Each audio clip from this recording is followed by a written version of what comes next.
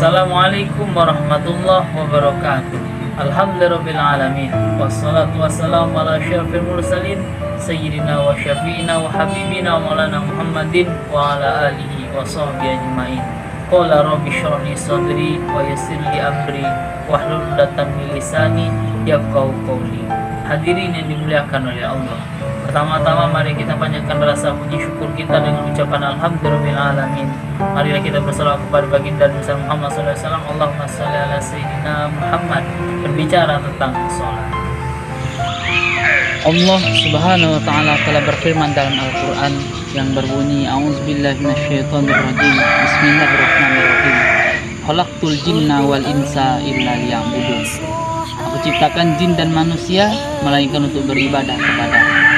Berarti kita di dalam kehidupan dunia kita diperintahkan untuk beribadah, untuk menyembah kepada Allah Subhanahu wa taala. Allah menetapkan perintah, memberikan wahyu kepada Nabi besar Muhammad SAW melaksanakan sholat 5 waktu. Di 5 waktu ini manusia pun masih banyak yang lalai, masih banyak yang meninggalkannya. Sedangkan kita pikir ini bentuk syukur kita kepada Allah. Antara subuh dan zuhur ini menghapus dosa kita yang telah kita lakukan. Zuhur kepada asar, asar kepada maghrib, dan maghrib kepada isya. Dalam syairnya mengatakan, hai manusia teneneng dem dirikanlah sholat 5 waktu teneneng dem agar kita menjadi orang yang bertakwa kepada Allah dan insya Allah masuk ke dalam surga. Waktu sholat yang telah kita laksanakan ini mengingatkan kita harus bersyukur kepada Allah dengan amal perbuatan. Dengan sholat inilah kita bersyukur kepada Allah. Tangan kita sebagai penanda atau pengingat. Waktu antara subuh dan zuhur ini agak jauh.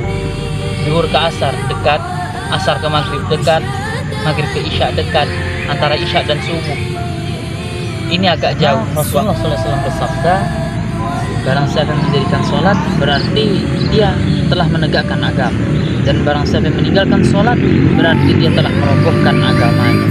Seperti bangunan yang kokoh.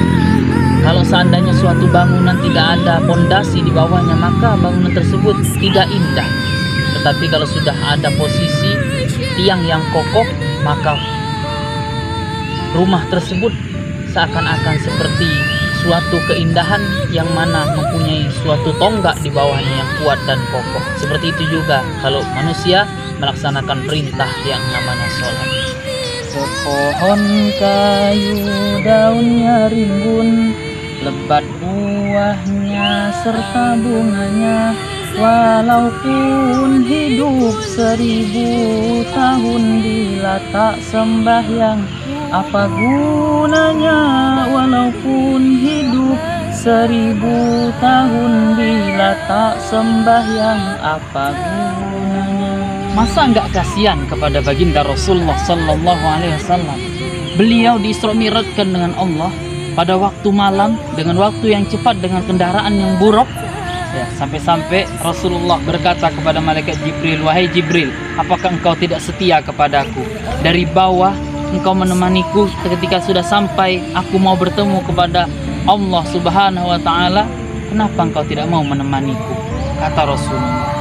Lalu Jibril menjawab, bukan seperti itu ya Rasul, sungguh tubuhku tidak akan sanggup melewati tempat yang akan engkau lalui. Hanya engkau manusia pilihan yang bisa melewati tempat ini ya Rasulullah. Kaifa tambutul mahabbah? Tambutul mahabbah bit ta'rif. Bagaimana timbulnya rasa cinta? Timbulnya rasa cinta dengan cara mengenal. Orang harus paham dulu, dia mau sholat, dia mau beribadah kepada Allah, dia harus kenal dulu siapa yang dia harus sembah. Dia harus paham sholat subuh ini gimana, apa saja teorinya. Maka orang ini harus belajar. Makanya sabda baginda Rasulullah, utlubul ilma minal mahdi ilal lahdi. Tuntutlah ilmu dari buaya sampai ke liang lahat. Berarti tidak ada sedikit pun suatu proses, atau orang ini ketika sudah tua tidak ada belajar, tidak ada namanya menuntut ilmu. Bukan seperti itu. Karena dikatakan bahwa orang ini disuruh belajar dari buaya sampai ke liang lahat. Berarti tidak ada sedikit pun batasan orang ini untuk menuntut ilmu. Makanya bapak-bapak, ibu-ibu, selagi masih diberikan umur oleh Allah, marilah kita tingkatkan ketakwaan kita kepada Allah dengan melaksanakan sholat 5 waktu. Jadi bentuk utama manusia bersyukur dengan amal perbuatan yakni melaksanakan perintah sholat 5 waktu. Makanya kita sebagai umat Nabi besar Muhammad SAW, kalau mengatakan cinta kepada Rasulullah, pasti akan mau menjalankan apa yang dibawa oleh Rasulullah.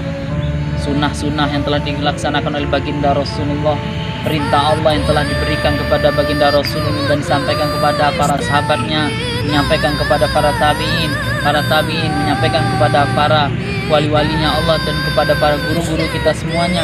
Maka disinilah timbul yang namanya suatu proses. Orang ketika melihat gurunya, maka gurunya memandang kepada para sahabat dan para sahabat melihat kepada baginda Rasulullah SAW. Inilah ajaran yang namanya melakukan suatu hubungan dengan sambungan yang tepat, sambungan yang bagus. Marilah kita semua melaksanakan sholat 5 waktu dengan keadaan yang baik, tenang, at-ta'anni minallah wal ajalatu minasyaitan. Tenang datangnya dari Allah dan tergesa-gesa dari syaitan. Semoga kita semua selalu ditingkatkan keimanan oleh Allah dan dijadikan orang yang selalu istiqomah dalam melaksanakan kebaikan. Ihdinas siratal mustaqim. Assalamualaikum warahmatullahi wabarakatuh.